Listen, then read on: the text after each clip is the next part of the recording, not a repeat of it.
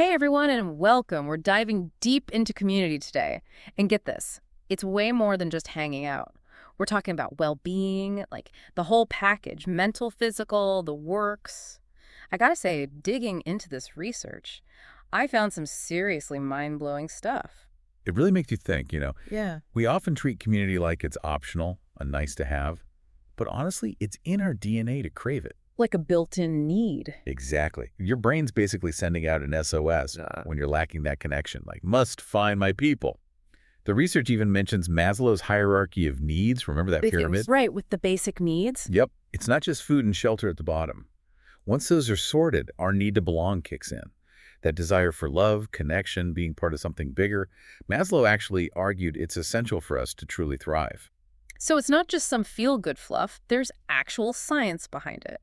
And the research links belonging to some pretty impressive benefits, doesn't it? Oh, absolutely. Way beyond just feeling good. We're talking a whopping 30% reduction in chronic stress for those who feel connected. Imagine that. Less anxiety, less depression, even sharper brain function, like a secret weapon for well-being. Anything in particular stand out to you from all that? Honestly, that 30% just blew me away. It makes me think about that community garden study, remember? They started out as a way to tackle food insecurity, but it became so much more, especially for older folks. Exactly. It shows how community isn't a one-size-fits-all thing. Your tribe could be your local pub quiz team, an online support group for, like, ukulele enthusiasts, even just your professional network. It's about finding your people, those who really get you. Finding where you belong, that makes a lot of sense. But okay, what about those of us juggling a million things, work, family, you name it? How do we fit active community involvement into all of that?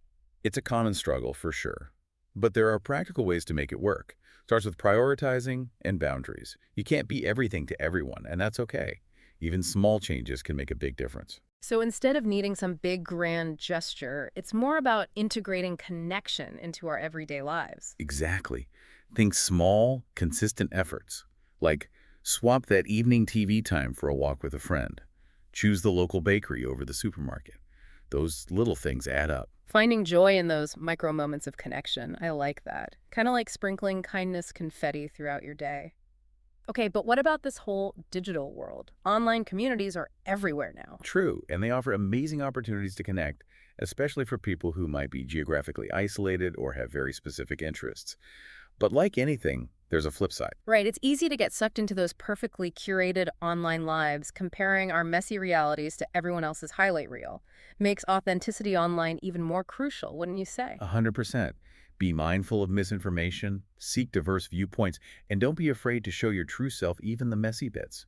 Those genuine connections, they're out there, even in the digital world. So it comes back to being intentional, choosing quality over quantity, even in our digital interactions. I'll admit I've been guilty of mindlessly scrolling, but with so many options, how do you even find those right communities? It's like trying to order from a menu with a million things on it. I hear you, it can feel overwhelming. A good place to start. Simple self-reflection. What are your core values, the things that truly matter to you? What are you passionate about? Knowing yourself helps you find those communities that actually align with who you are. It's not about just fitting in, it's finding a place where you truly belong, a place where you can contribute and just be your authentic self. You got it. And remember, genuine connection takes time, effort. Show up consistently, be present, be there for each other. That's how those bonds become strong enough to weather any storm. Speaking of weathering storms, I was really struck by the research on how communities band together during crises. Like those incredible stories of resilience and support during Hurricane Katrina, the COVID-19 pandemic. Powerful examples, right? They show our innate capacity for resilience, for collective action, especially when we've got strong communities as our foundation. It's like that saying, we're stronger together than we are alone. We've covered so much about the importance of community already, the science, how belonging impacts our well-being.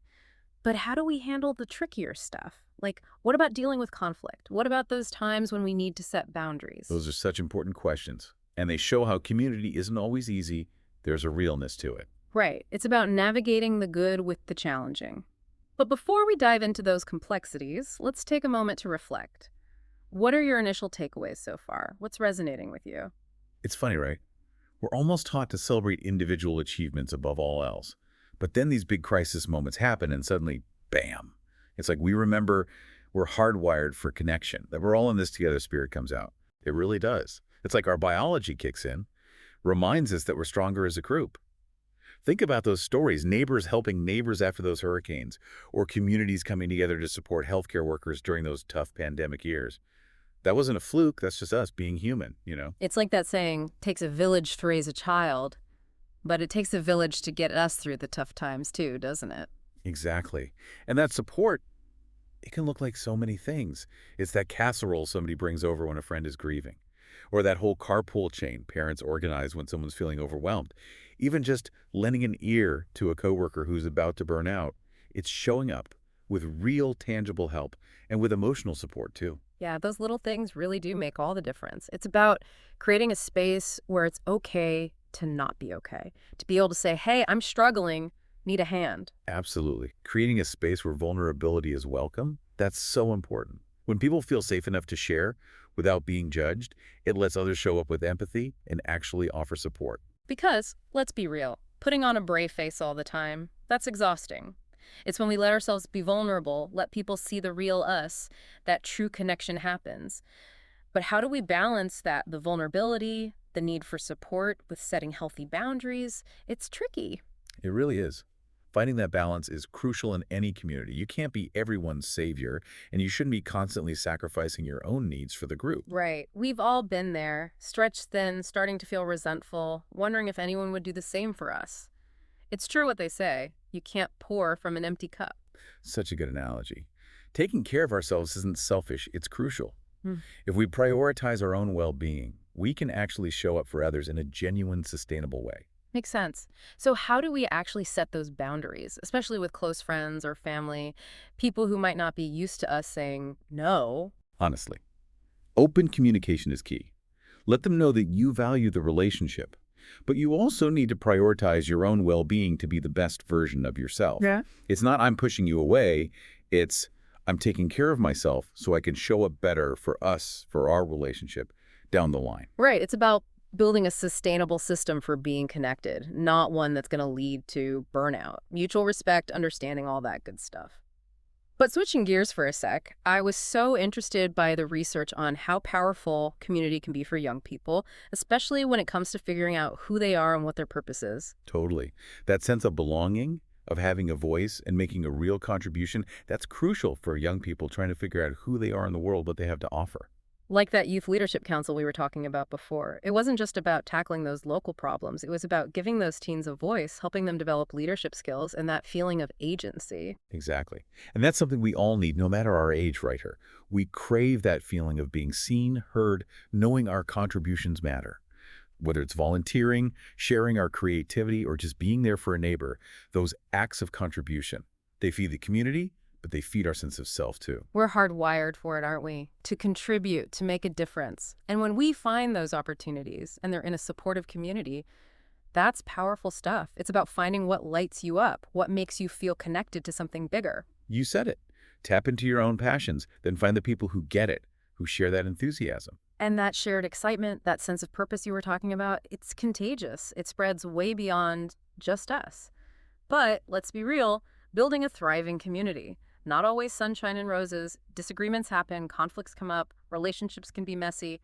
How do we deal with those bumps in the road? You're right, it's not always easy. But those moments, those are our chances to flex our communication skills, our empathy muscles. Those are the moments we get to practice conflict resolution. Because, let's face it, avoiding conflict doesn't make it go away. If anything, it just lets those bad feelings simmer under the surface. Exactly. It's about tackling those tough conversations head on.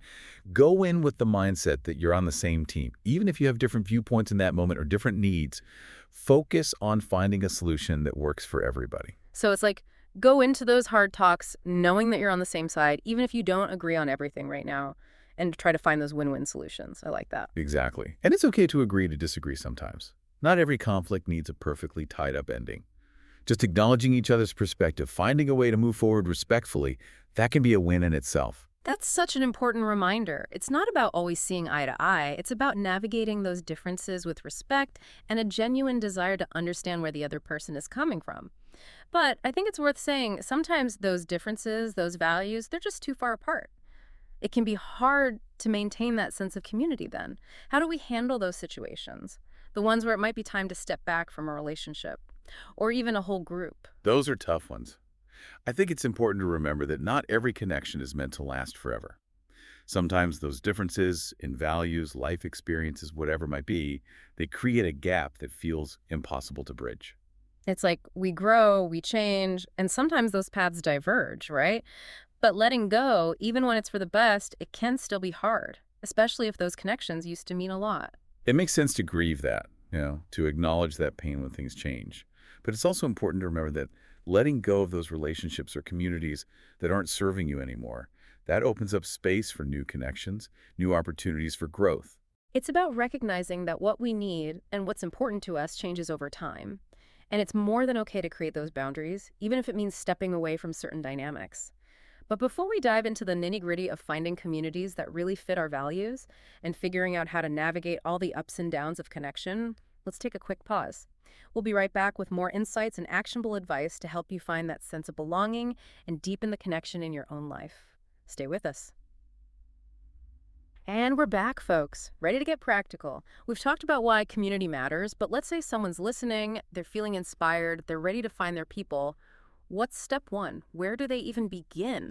It really circles back to that self-awareness we were talking about earlier. It's about getting clear on what matters most to you. What are your non-negotiables, those values you hold close? What are you truly passionate about? Even those little quirky hobbies you have, those can be amazing guideposts. I love that. It's about finding your people, not just anyone, right? But with so many options out there, where do you even start looking? Don't be afraid to do some exploring. Check out local events in your area. Join a meetup group for something you're interested in. Could be anything. Sign up for that pottery class you've been thinking about. You never know who you'll meet there. And remember, communities, they aren't one size fits all. We talked about those community gardens, but maybe for you, it's a book club, a hiking group, even an online forum for people who collect vintage comic books. There's a community for just about everything. It's about being open, saying yes to trying new things, and seeing where that leads you. I love that. But I also know that for some people, the idea of putting themselves out there, even a little bit, can be really intimidating. What advice do you have for someone struggling with that fear of rejection? Or just that feeling of not belonging, of being out of place? Honestly, first and foremost, be kind to yourself. Building connections takes time, and it's not always going to be smooth sailing. Try to focus on the small victories, even just that first conversation with someone new, a shared laugh, that moment when you realize, hey, these are my people. Those little moments mean something. It's about progress, not perfection, right? And finding those communities that get that, that encourage that same approach. 100%. Look for groups that really value diversity. And I mean that in every sense, different backgrounds, different perspectives, life experiences, all of it. A truly thriving community is one where everyone feels seen, heard, and valued for who they are, quirks and all. But let's be real for a second, life can be busy. People have packed schedules, family obligations, that never-ending to-do list. How do we actually fit community building into a life that already feels pretty full? Right. It's the classic dilemma. You want to feel more connected, you see the value in it, but then life happens. So how do you bridge that gap? How do you get from wanting it to actually doing it? You start small. Instead of having a solo Netflix night, maybe once a week, you invite a friend to go for a walk, or maybe once a month you carve out an hour for a volunteer project, something that speaks to your heart. It's about those small, consistent actions that really add up over time. It's about making a choice to use those little pockets of time in your day to really nurture those connections. And it doesn't have to be some big, grand gesture, does it? Not at all. Instead of sending that email, walk over and ask your colleague if they want to grab a coffee. Instead of everyone disappearing into their own devices, how about a family game night? It's about finding those little opportunities for connection in your everyday life. Those small moments, those micro moments of connection, they can be just as powerful as those big planned out things. But what about those who might need a little extra support on this journey? What resources are out there for them? Oh, there are so many. Don't underestimate your local community center. They often have tons of events and programs specifically designed to help people connect. Libraries are great for that too, and even places of worship. And we can't forget online resources. Those support groups you find online, they can be lifelines, especially if you're not able to get out as much or if your interests are more niche, harder to connect with locally. But like we've been saying all along, it's about balance. Absolutely. Tech is a tool. It can be great for connection, but it shouldn't be the only way you're connecting with people. And remember, there's zero shame in asking for help if you need it. Talk to a friend you trust, a family member, even a therapist. There's support out there. Don't be afraid to reach out. This has been such a fascinating depth dive. We've covered so much ground. We talked about the science behind why belonging is so important, some of the hurdles we face when it comes to community, practical tips for building those connections, really the whole shebang.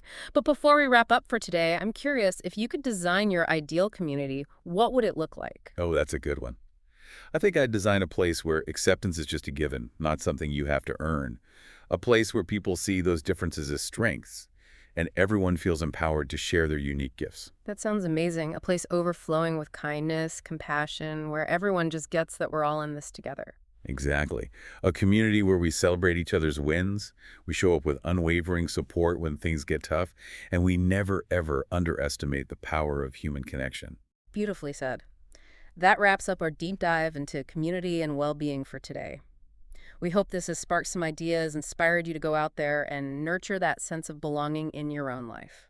Remember, you're not alone on this journey. Connection is something we all crave. It's part of who we are. And it's those little acts of kindness, those choices we make every day to build bridges that create a more connected, more compassionate world for all of us. Couldn't agree more. A huge thank you to our amazing listeners for joining us on this deep dive. Until next time, stay curious, stay connected, and keep those conversations flowing.